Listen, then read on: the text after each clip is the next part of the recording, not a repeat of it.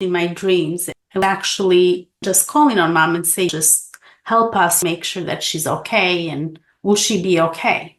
And a lot of people were involved in the dream, including my kids, my brother. And so this bird, all of a sudden, it was a huge bird. And I know it doesn't make sense to a lot of people, but it will probably make sense to you. This huge bird was flying and landed on a big rock. It was a little confusing, but this bird landed there and he was telling me that your community loves you. There are some people that talk bad about you, but the majority, your community loves you. And she was naming a person's name. And honestly, I don't really give a crap what other people think of me. That's the attitude that I have.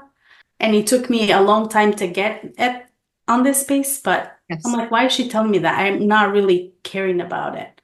And then I said, oh, please come back, because I wanted to hear the name.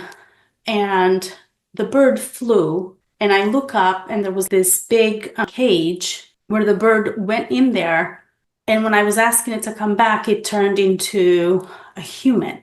And he had white hair, and he was telling me the same exact thing and said, do your children believe in spirit?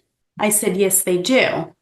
But I wasn't talking about my kids when I went to bed. I was talking about my sister. And she said, well, if they believe in spirit, then just ask them to practice being. And I'm thinking that this was a message for me to give to my sister. Your whole family is basically awakening right now.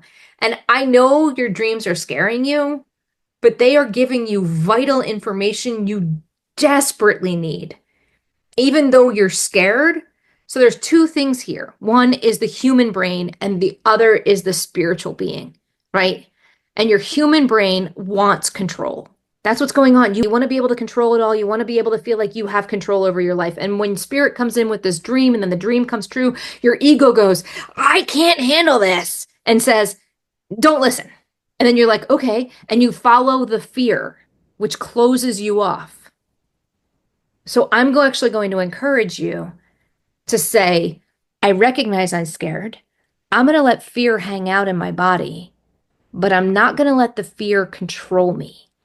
Because if you start trying to squash the fear, then it's going to make the fear grow. Just be present with your fear and be like, I see you. I recognize you. I'm calling you by your name. And I'm going to say, you're this big. You have no power here. Yeah, I'm scared. But this vast amount of information I am getting is extremely helpful.